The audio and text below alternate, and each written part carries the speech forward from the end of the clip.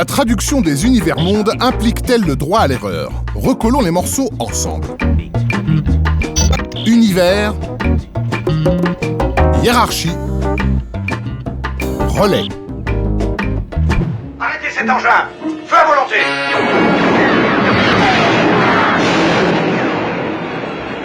Allez Chico, on met la gomme! Allez Chico, on met la gomme! Lorsque Star Wars sort chez nous en octobre 1977, cette réplique n'a pas d'incidence. Chico est l'acronyme de Chic Tabac, le grand chien velu qui accompagne Yann Solo, D2R2, Z6PO et Luke court le ciel à bord du Millennium Condor. Vador a été soudoyé par les adversaires de la Force. Ce n'est que plus tard que ces noms vont poser problème lorsqu'il devient évident que cet univers a été pensé comme un monde dans sa globalité et que ses choix de traduction deviennent des erreurs à corriger. C'est juste un pépin de piste laser. Wait a minute. Where's the seventh symbol? À l'heure où ces univers-mondes occupent des pans entiers de la culture générale, le métier du traducteur n'est plus seulement de servir d'interprète, mais de surveiller la cohérence d'une saga en construction. I can't make it work without the seventh symbol. Pour Battlestar Galactica, comme pour toutes les séries, je pense la première difficulté par rapport à un univers-monde qui existe, c'est que nous, on n'est pas les concepteurs de cet univers, et on va le découvrir au fil des saisons, mais même au fil des épisodes à l'intérieur d'une saison. Il faut être prudent dans ses choix parce que on n'a pas tout le fil. Et un choix peut se révéler non pertinent au bout du 7e épisode. Et malheureusement, on ne peut pas revenir en arrière. Et quand l'univers-monde accède à un statut respectable, il devient impératif d'en proposer une traduction qui fasse autorité. C'est pourquoi la communauté de l'anneau a été renommée la fraternité de l'anneau. Dans le cas de l'œuvre de Tolkien, on a 40 ans après la première traduction, accès à des milliers de pages qu'on ne connaissait pas à l'époque et qui changent complètement notre compréhension du Seigneur des Anneaux. Il faut bien savoir que c'est un monde univers, un roman univers qui forme un cycle et que le Seigneur des Anneaux renvoie à un passé, à de très nombreuses reprises, qui ne s'éclaire que si on connaît vraiment les textes auxquels il est fait allusion. Dans la première traduction française, le traducteur a choisi de traduire le mot départ, departure, par mort, tout simplement parce qu'il ne pouvait pas savoir ce qu'on apprend dans le Silmarillion quelques années plus tard, à savoir que les elfes sont immortels.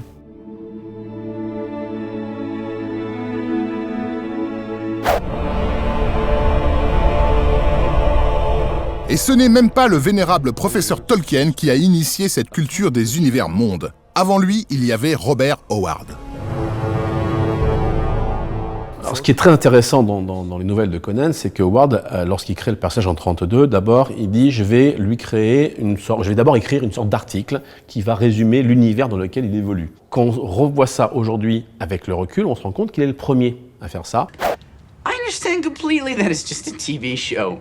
Et c'est en décryptant ces univers-mondes que les geeks ont convaincu l'industrie de prêter attention à cette cohérence. It's all real. Oh my god, I knew it! I knew it! I knew it!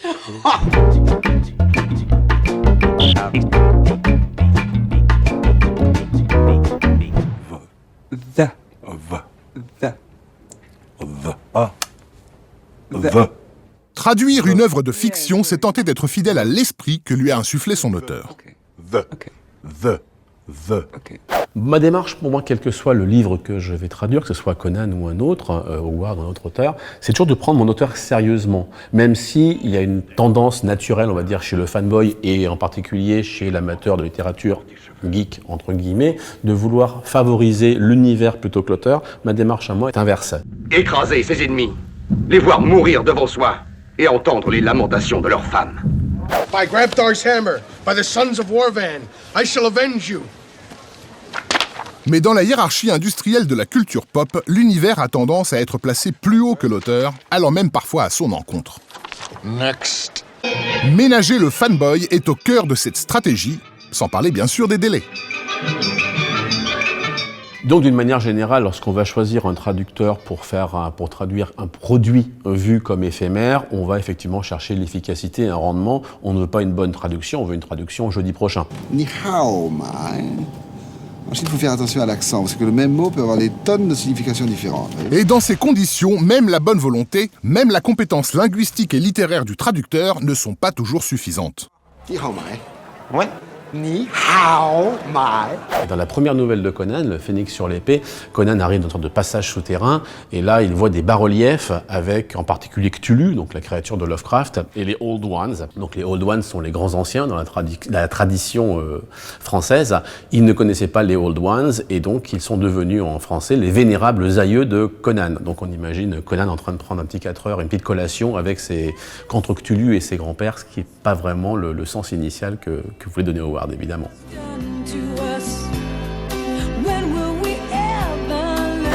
Alors résumons. Pour bien faire, il faut connaître le genre et ses subtilités, comprendre le style de l'auteur, deviner ses intentions à venir et supposer la cohérence du monde qui se construit. Vous avez dit mission impossible ? Where did you learn our language? I listened.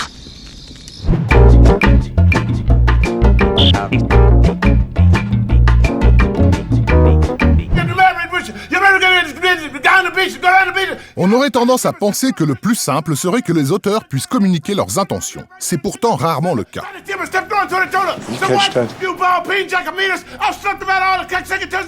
Et dans ces univers-mondes qui ne sont pas limités à un média, comme par exemple celui de Marvel, c'est à des centaines d'auteurs que l'on se réfère. La corne de destruction ? Un petit peu trop théâtral à mon goût. Je pense qu'on doit y perdre à la traduction.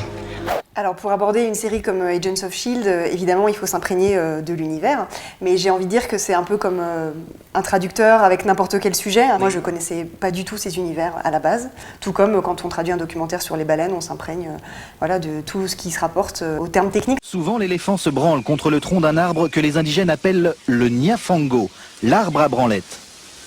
Mais voilà soudain que l'information cruciale est fournie par ceux qui théoriquement devraient se trouver en bout de chaîne, le public. My God, you must really love this picture. Pour Galactica, il arrivait quand même que sur les sites en anglais, il y ait quelques épisodes d'avance sur nous. Ça nous a sauvé la mise une ou deux fois. C'était, là encore, les seules sources possibles. Précédemment dans Battlestar Galactica. On your mark, get set. We're riding on the internet. Un renversement de l'organisation industrielle comme seul Internet et ses communautés de fans en sont capables. Le fan sous-titreur traduit dans l'urgence et avec toute sa connaissance pour contenter ses pairs, alors que le traducteur professionnel adapte. Il s'appuie sur la communauté afin de rendre la chose intelligible pour tous les publics. Ainsi, la constitution de vastes univers imaginaires s'est-elle faite sous l'impulsion d'architectes-auteurs, de contremaîtres traducteurs et d'artisans lecteurs. Et si le dialogue entre contremaîtres et artisans a parfois connu des accros, c'est bien sous leur collaboration étroite que ces univers ont pu prendre forme aux quatre coins du monde.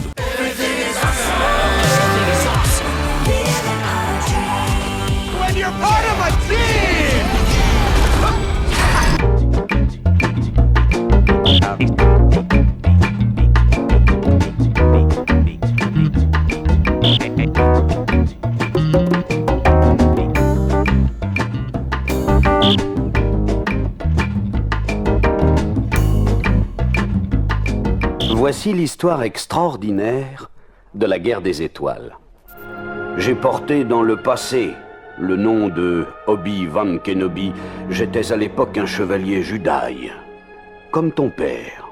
Mais ils ne tardèrent pas à découvrir dans un coin sombre un pilote de contrebande audacieux qui s'appelait Han Solo. Chittaba, le copilote de Han, une espèce de singe poilu à 8 bras, lança un grognement d'approbation. Luke, Ben et les deux robots prirent place à bord du vaisseau de Yann, le Faucon millénaire.